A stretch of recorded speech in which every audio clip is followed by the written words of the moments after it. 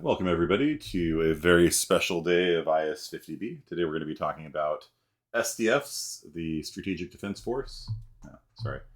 The Superdimensional Fortress, the Lethal Muhammad Ali International Airport. No, the SDF-1 from Robotech. Come on. You guys with me on this? The SDF? Yeah. No? Okay. No, we're going to be talking about signed distance fields. Okay?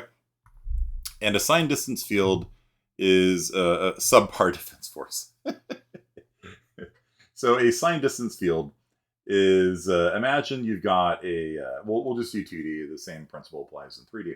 Let's say you've got a rectangle, and you want to know how far you are away from the rectangle. What you can do is if you have a grid, which I'm not going to draw, I'm just going to put the numbers on there. So all of these points here are 1 away from the rectangle. These are 2 away. These are 3 away, and so on and so forth. Off to the side, they're 1 away, 2 away, 3 away, so on and so forth. Now, on the diagonal, it's going to be 1.4, right? And you're going to do a little Pythagorean, theorem, figuring out those numbers up that way, which I'm not going to do in my head. Now, let's say we've got another rectangle. So this assignment here was actually a warm-up assignment, I believe, for CSI 41 last semester. So some of you guys might have done it already.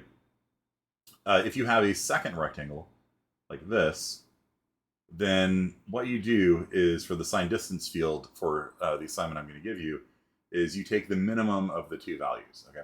And also one other very important thing is that when you are inside of a rectangle, these are -1 away, these are -2 away, -2 away, -1 away, right? -1, -1, -1. So that's why it's called a signed distance field. It can tell you when you are inside of an object as well. So Megan's done this one already. I think Voss has done it already as well. So it'll just be for you, Raymond. So this is 1 away, 1 away. Then we take the minimum. So instead of a 3 away, this one is 2 away because we are 1, 2 to the nearest rectangle, whereas this one down here is 3 away. So what you do with the signed distance field is you take the minimum of the 2 values. And the reason why we do that is because this is going to be very useful. This spot here is 3 away for both. This spot here is 4 away to the right and 3 away to the south. So we have a value of 3. Okay. 1, 2, 3, and this will be 4 because it's 4 to the south and 4 to the right. And so the reason why we want this is because this allows us to do a form of ray tracing that allows us to do intersections with objects very, very quickly. So let's say that we are doing a line trace, right? And again, I don't want to do these diagonals because I can't do the math in my head. But let's say that we are shooting a gun, and our person is right here, and they're shooting a gun, I don't know, up in this direction, up this way. So one way that you could see if the gun hits a wall or something is you could just move one grid at a time, right? As we're doing maybe a voxel based world where we've got it's like Minecraft, right, where everything's 1 unit thick, right? Every box is 1 unit thick. So what you could do is you just go 1 voxel at a time, okay, does this hit anything? Does this hit anything? Does this hit anything? Off to infinity, possibly, which would take a very long time to do. Now, the reason why the signed distance field is so useful is because this number here tells you how far you are away to the nearest obstacle. So you don't actually have to check every block, right? Imagine you're in a Minecraft world. If you guys don't know what Minecraft looks like.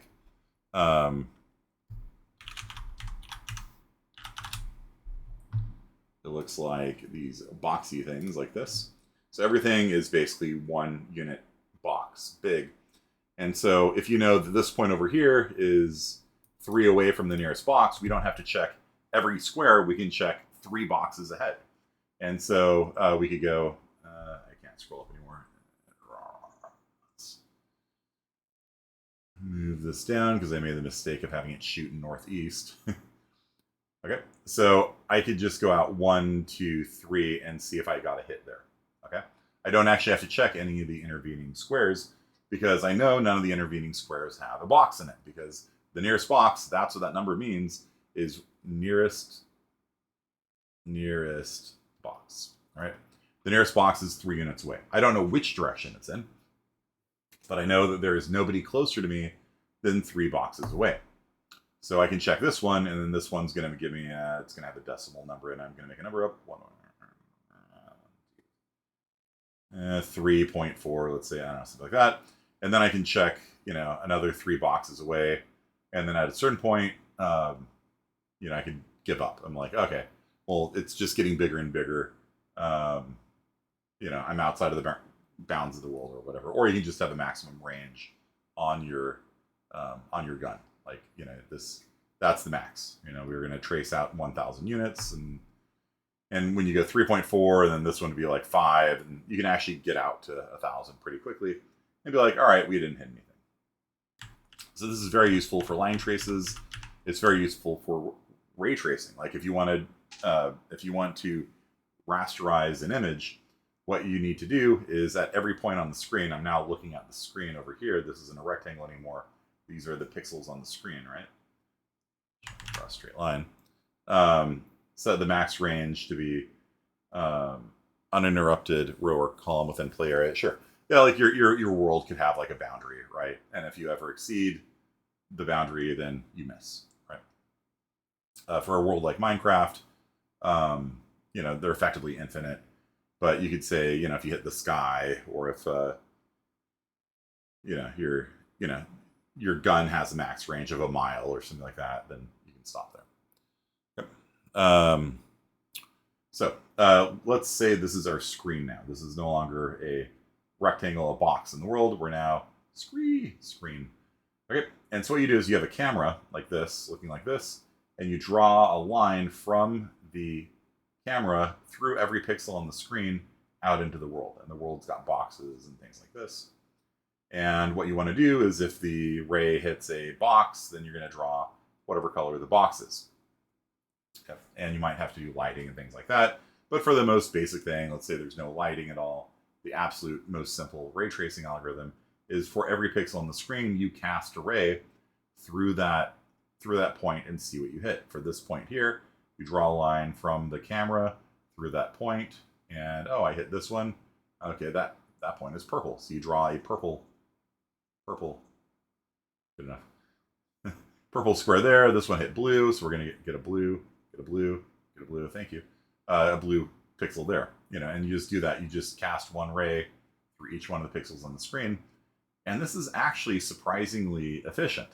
The reason why ray tracing is efficient is because the more and more boxes you have in the world, it actually doesn't really get that much more complicated to do the ray tracing.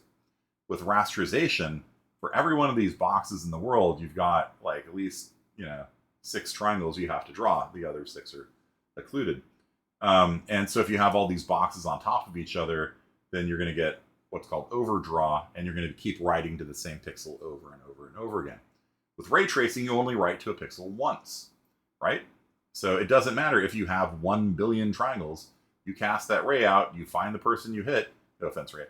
You cast the ray out, and you see what pixel you hit, what box you hit, and you draw that color. That's it. It doesn't matter there's a billion boxes behind it, all stacked up behind each other, which would be terrible to rasterize, right? Because you just keep redrawing the same spot on the screen over and over again. With ray tracing, it is, basically proportional to the pixels on the screen, and that's it. So sure, the higher the resolution, the more rays you have to cast, but it isn't dependent any longer too much on the number of triangles you have in the world. Now, there may be, if you're using like an acceleration structure or something like that, there may be like a log base 2 to the number of triangles or something like that, to find the nearest triangle and things like that. But that's still pretty fast. But for something like an SDF, yeah, it's not like if you have a billion boxes over here somewhere and you shoot a gun, it doesn't make the slightest difference. There's stuff over here. You don't have to check any of them. Why? Because based on the 3 right here, there are none of these guys are near it, They're too far away, right? And so you just hop 3, and then you hop 3.4, and then you go out of bounds, and you got to miss. Now, if I wanted to start here and shoot to the east, like this, then I would go 1, 2, 3, 4 units to the east, and I'm like, I got a hit. Boom. That's the point of impact. That is the nearest point, in fact. I don't even have to do one of these things where you do like a ray trace and see which of the two spots are closer, because when you move 4 to the east, that is the closest spot if you got a hit. Boom. That's the, you just return this point right here. My arrows are not very visible. Come on, give me a better color. Okay, there you go. That's the point, That's the hit point. That's the point we hit right there. So the it's very simple. You just move east, If we're shooting to the east, move east 4 units. What's there? Oh, it's solid. Great. That's our point of contact.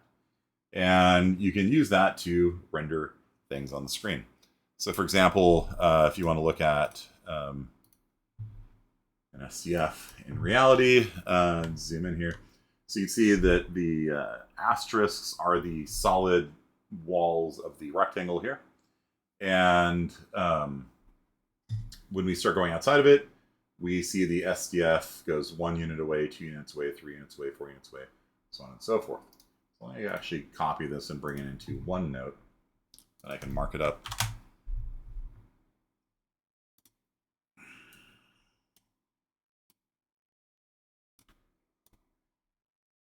Okay.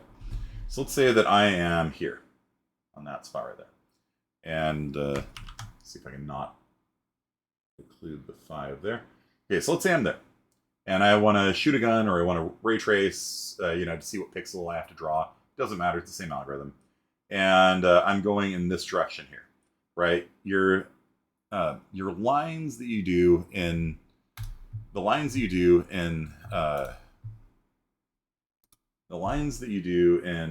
computer graphics are usually not slope intercept form. We usually don't use y equals mx plus b, because it doesn't handle vertical lines very well. Sometimes horizontal lines have issues as well. So, because if you're using like 1 over the slope, then the slope's 0, you get division by 0. So, a lot of times we use what's called a parametric line form.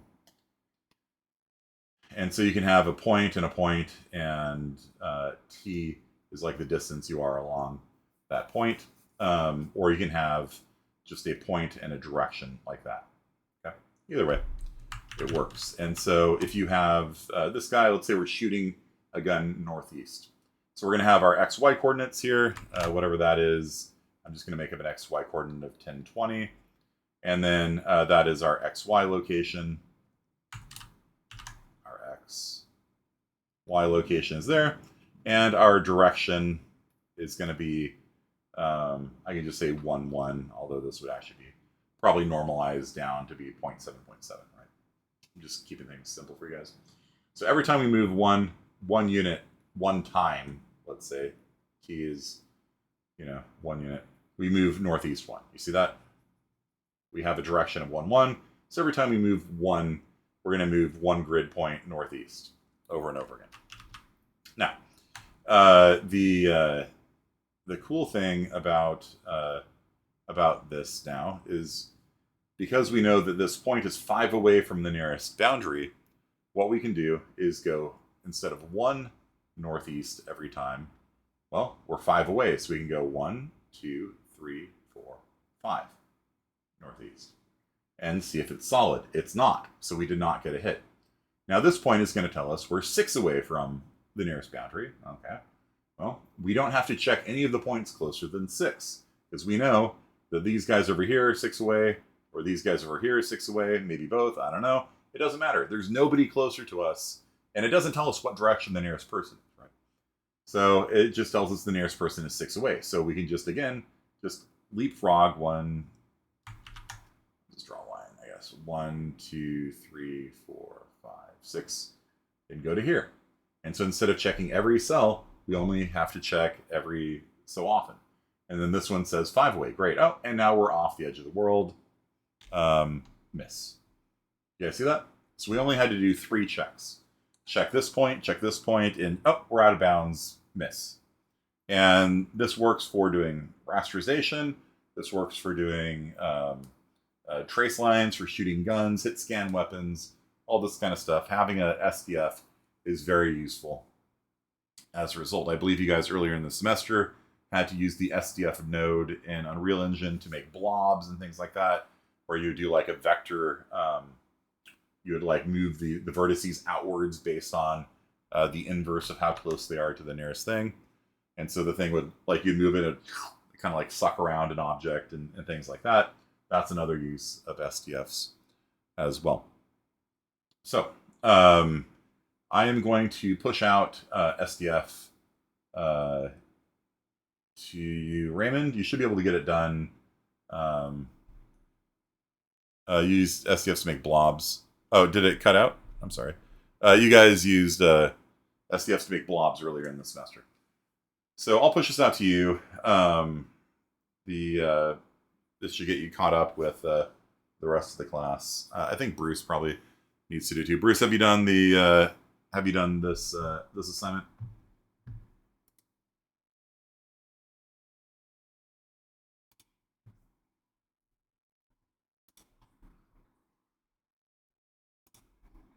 You don't think so? Okay. So yeah, so you and Sean can work together on this if you'd like. It's a fun little assignment. It's not really as hard as like people say it is. All you have to do, like, if you want to brute force it, it's fine. Basically, for every point on the map, it's very similar to Veroni, right? For every point on the map, just find the nearest shape, right? And so you just need to know how to get the distance to a rectangle, how to get the distance to a point, how to get the distance to a circle. And we can go over each of those right now if you want. So you can see, oh, this is actually kind of interesting. I actually put a point on the inside of the rectangle here for this test case. And so this guy has a +1 and a 2 and a 3 and a 4. And then A represents -1, -2, -3, -4. Yep. So the reason why you want negative numbers is because that actually enables a lot of really cool tricks and things like that. Where if you want to do intersections of different shapes and things like that, you can actually build shapes just using the SDF. And so a lot of times you don't even need the geometry information anymore. You don't need all those XYZs and tri-meshes and stuff like that. You can actually do all of your rendering just using the SDF. I could hand you this right here, and you guys can actually rasterize, or you can draw, you could render to the screen all of these shapes on the screen just by being handed an SDF. The SDF can actually replace all of the geometry information. And so this assignment didn't really do anything with it like that, nothing cool. But you could, knowing where negative things mean, they're inside of an object. And so you could like intersect two things and say, where this sphere and this sphere intersect, then draw something, and you can create a cool like oval kind of looking thing as a result of it. Yeah, Sebastian Lake has a great video on this. So cool. All right, so maybe so that Megan doesn't get bored, maybe we can modify this a little bit. Yeah, maybe we can have you add this like hit scan function here. Okay, so basically given an XY coordinate and given a direction, does it hit a target or not? Right, only for the people that are done. Yeah, I think that's pretty easy to do. Yeah. I think that's pretty reasonable. So if I say, given this point, if I shoot to the left, you go 1, 2, 3 to the left, like, oh, it's solid, hit. Okay. So no, I mean he's gonna stay busy. Sean and Bruce will stay busy with this. It's a bit of an assignment. So yeah, so what you need to know is just 3 things: distance to a point, distance to a rectangle, and distance to a circle. Okay. So you can see there's a point right here, right? And so this point here, you can see, you have a point inside of the circle here. And we draw it just as a dot, anything further than 9 away. So all these should be actually filled, but it would ruin the formatting to have -50. So it's just a dot if there's two digits. So we need to figure out 3 things to do this. Okay. And there's actually websites that tell you how to compute SDFs for more complicated things. Probably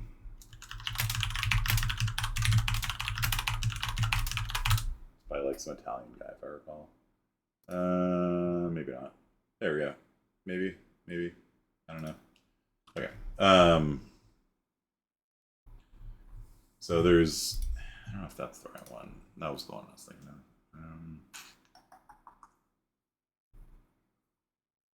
Oh, they're used for text rendering too. That's actually really cool. So the Valve uses SDFs for fonts because you actually make the outlines a little thicker. It's like if you're trying to decide which of these points to draw, you can actually draw all the points with a 1. And if you want to make it thicker, draw the points with a 2 and a -2, or a 3 and a -3. So you can actually make your fonts thicker to make them more visible and stuff like that. Instead of just having a thin line, you can use the sign distance field to widen them and make them more visible, which is actually really fun.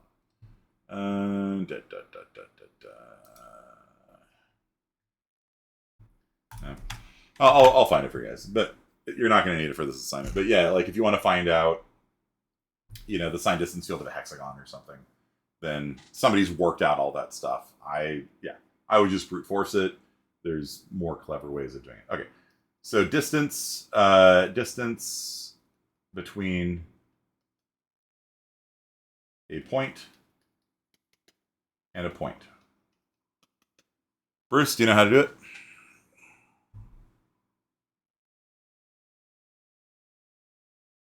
Bruce, do you know how to compute the distance between 2 points?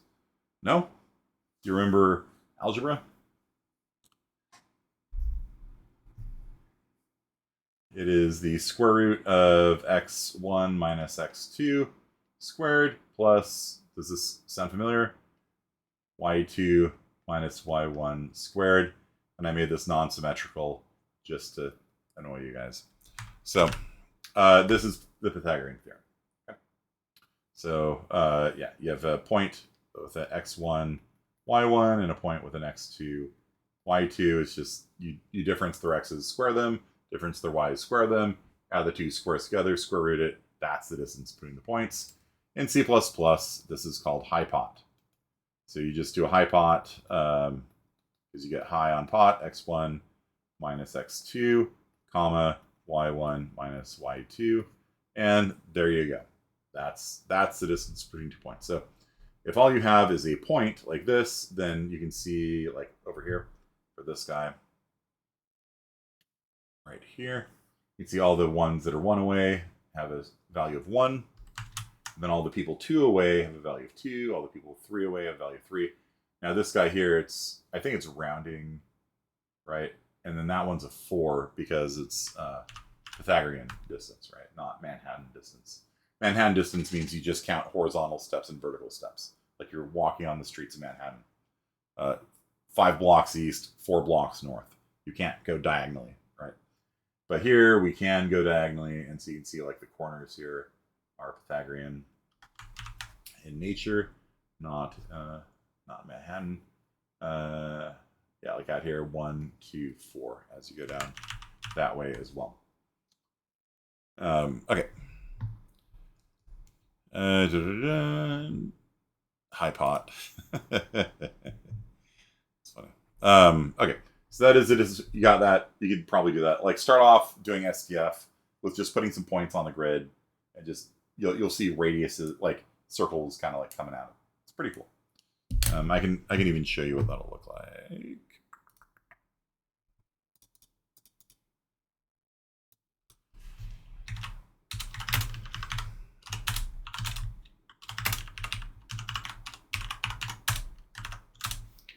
We'll do a 20 by 20, and I'll put a thing at 5, 5, and 10, 10. And so you can see at 5, 5, we have an asteroid. 10, 10, we have an asteroid. And then you can see that the numbers here are how far away we are from those points. Right? It's pretty easy. Like you guys should be able to do that part, like no problem. Like even the 41 students. Even the 41 students could do that one, all right? Now for SDF2, then it gets a little bit more complicated. Let's do another 20 by 20, and we'll add a rectangle that goes from 3, 3 with a width of 4 and a height of 2. Dang it. I went off the edge of the map. Right. Okay, 20, 20, rectangle. We'll start in the middle, 10, 10, and we'll go 5 half width, 2 half height. And we are done. And so there you go. So we have a 10 by 4 rectangle. And you can see the SDF for a rectangle here. A is -1, B is -2. So everybody north is 1, 2, 3, 4, 5. The only tricky part on a rectangle is that corner. Okay? And Newbie Bruce struggled in 41. Good, good, good. Then you'll get an opportunity to redeem yourself. So the distance between 2 points is the Pythagorean theorem. The distance between a point and a rectangle is a little bit more complicated. So imagine the rectangle is centered at 0, 0 here. And it's got a half width. And it's got a half height. And so this is the half the width of the rectangle. We actually don't need to consider the other quadrants. We can only consider quadrant 1. So if we get a point that's like -10, 20, we can actually just move that over here to 10, 20. And if we got a point 10, -20, well, we can just move that up to 10, 20 because we've centered the rectangle on 0, 0. It makes all of this much easier. We don't have to have a ton of if statements. All we need is to handle the quadrant 1 math. So you just absolute value the x and the y of the point because a rectangle is symmetrical. Anytime you have symmetry, you should take advantage of that symmetry. Okay? And -10, -20 obviously would map up to the same point up here. Okay? And so basically, you've got 3 possibilities here. So you've got possibility A, possibility B, possibility C. If a point is over here, if a point is to the right of the rectangle, then what you do is you just subtract the x value from the half width. So if this is a rectangle that is 5 wide and 2 high, like we have here, this is a rectangle that has a half width of 5, right? It's got 5, it goes 5 east and it goes 5 west, and it goes 2 north and 2 south. So if this guy is at location 10 relative to the center point of the rectangle, then it is to the east. Okay, so let's say it's at like 10, 10, 2. Okay? So if it's greater than the half width and less than the half height, then it's in zone A. And all you do is subtract 10 minus 5, and that's your answer. Same thing if you're in the zone B, like if you're like up here somewhere. If you're less than the half width, like let's say we're 2 away, we're less than the half width, and we're at like 40 up here, we're greater than the half height, then you just take the y value, 40, and minus the half height, which is 2, and you get 38. So this point here is 38 away, this point over here is 5 away. Okay? And then the only other zone you have to handle, and this is the part that gave everybody trouble in CSI 41 last semester. Let me zoom in on this. So again, we've got this rectangle, and the rectangle has a half height of 2. It's got a half width of 5, so it looks kind of like this. And we've got a point here. So you've got a point that's at 7, 7. Why not? Okay. So this guy is greater than the half width. It's greater than half height, so it is in zone C. So what you do is you Pythagoras. So it is the Pythagorean distance between 7, 7 and 5, 2. This equation right here. Yep. That's it. So when a point is northeast of the rectangle like this, you just take the Pythagorean distance between 5, 2, 5, 2. That's the half width and the half height. And the point, and that's your SDF value. If a point is over here, like let's say this guy's at 50, half height's 2, huh? Let's say this guy's at 51, then the answer is 50 minus 5, because 5 is half width. So the SDF for that point is 45. give a point up here at, let's say, 3, 10, then the answer is 10 minus 2 is 8. That's it. So doing the SDF of a rectangle requires you to have a couple special cases, but you can always use the symmetry of the rectangle to simplify the math down. You hypot from half width, half height. That's correct. This is half width, half height, 5.2, to the point 7.7. And the point has to be in local coordinates for the rectangle. So out in the world, this rectangle might be at like 1,000, you know, with a half width of 5 and a half height of 2. And this point here might be at like 10, 10, 1,001. Right? So if this guy's x is 1,000, this guy's y is 1,000, and this point here is at 10, 10, 1,001, what you do is you put it in local coordinates, which means this guy is actually at 10, 1 relative to the origin of the rectangle. Oh, shoot, that's not the... sure, the origin is 0, 0, and then we've got more of the rectangle off this way as well. We're not worrying about it. So we make the center of the rectangle 0, 0, the origin, essentially. In the local coordinate system, 0, 0 is the origin of the rectangle. And so in order to do that, you just subtract 10, 10 minus 1,000, 1,001 minus 1,000, and you get 10, 1 in local space coordinates. Yeah, you just subtract the origin of the rectangle from the point. Okay. So to get from there to there, you just subtract 1,000 off both those numbers. So, yeah, you just minus 1,000, minus 1,000, right? Because that's the world space coordinates. The world space coordinates for this rectangle is 1,000, 1,000, and so you just move it into local space coordinates, which makes your math much, much, much nicer. A lot of students who did SDF 2 and CSI 41 last semester didn't take these things to make their math nice, and so they just had 8, like, I think they had 12 special cases, because they were handling this zone, this zone, this zone, this zone, this zone, this zone, this one, this, you know what I mean? Like, each one of the combinations of like here, here, here, here, here, and then like probably inside they special case as well. Like, it was just an absolute complexity nightmare. And you don't need any of that complexity. Just take, you know, after you've moved into local space coordinates, if you have like negative 10, 1, you just absolute value it. That's the exact same case as 10, 1. It's because it's symmetrical, right? So if you're 10 left, or it would be 5 outside the, you know, this is at negative 5, right? The answer is going to be negative 5, right? Or 5, sorry, the distance is 5 away because we're 5 to the left. So 5 to the left is the same as 5 to the, you understand? Like, you don't have to handle north and south and east and west.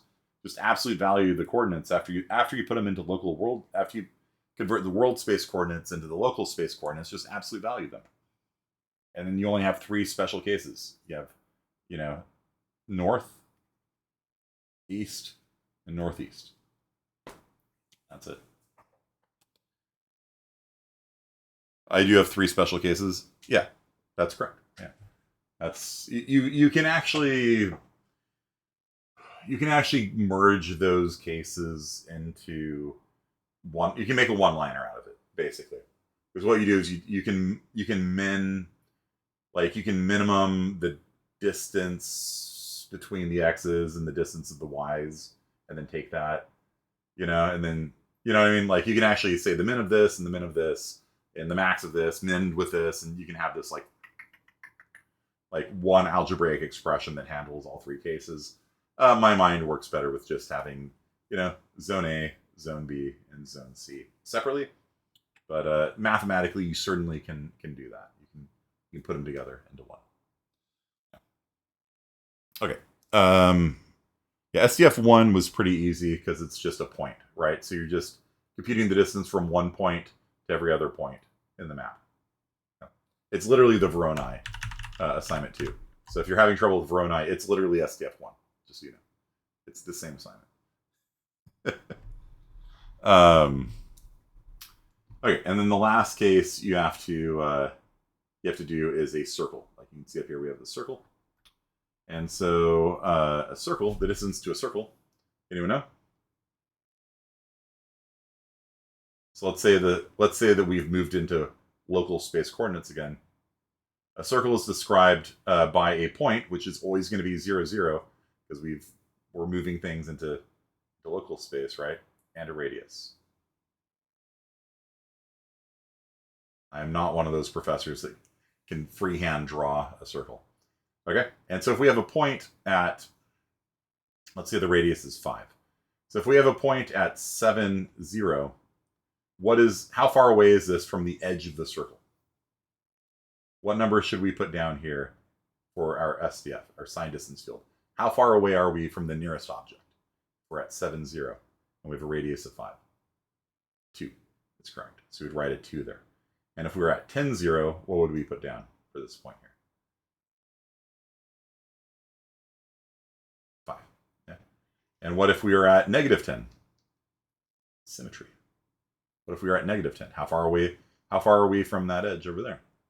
5 also. Yeah, very good. See? Neat. You just absolute value things if you want. When the origin is 0, 0 and you have a symmetrical shape, it makes absolutely no difference if it's positive or negative, right? Negative 10 and positive 10 will give you the same distance away from the radius, which is 5. The radius is 5 and the distance is 5 in that case. Okay. And so it's the hypot to the origin. You are correct. Yeah. So if you have a point here, x, y, so you just the answer is as you put it, hypot x, y minus r. So if we were at 10, 10,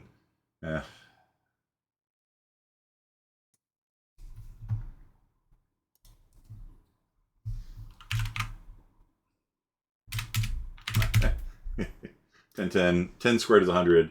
So 200 square rooted is 14 away. So if we were at 10, 10 up here, we are 14.14 away. And so the radius is 5. So 14.14 minus 5 is 9. Yep. So we put a 9 there. That's it. That's all you have to do for your homework assignment. For every point on the grid, figure out the nearest object. Okay. So then for Megan and Voss, who's not here with us today, drawing the circle's hard. Why?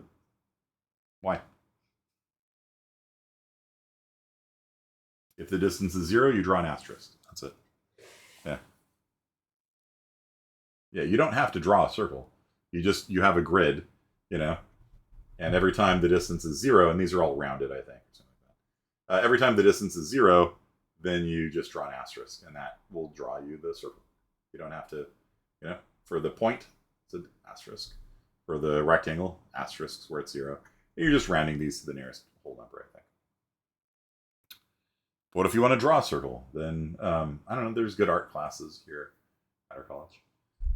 Okay, so for Megan and Voss, what I want you to do is take in an XY location and a direction in parametric form. 1, 1 is fine, technically. You'd probably normalize it, but whatever.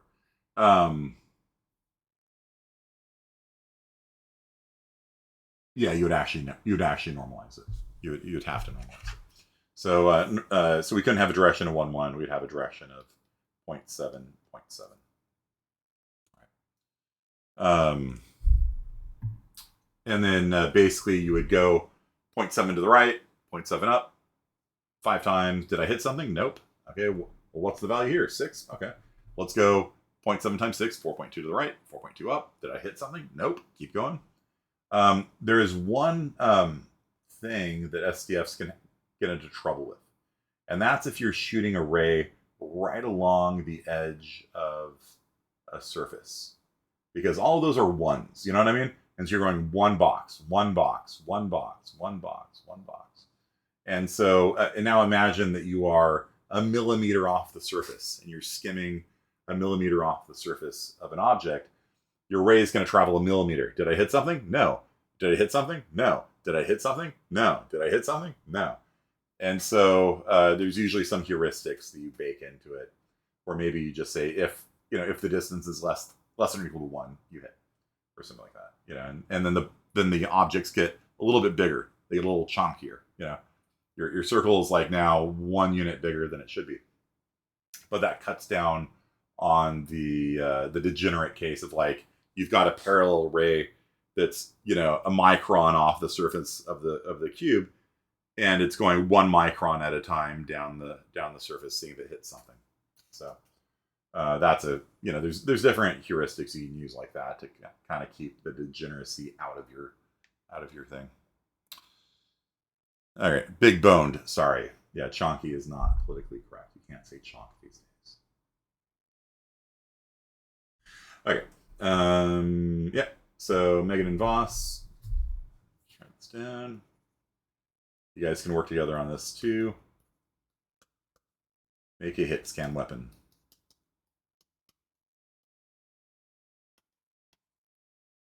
Okay. And that's it for today, guys. I know Sean's got to run, so I'll just stop here. You aren't working with him. Then you guys can do it separately. It's fine. All right. I'll see you guys on Tuesday. I'm off to go hit people with sticks tomorrow, so I'll be out of contact. You guys got a week to do this. All right. Peace out.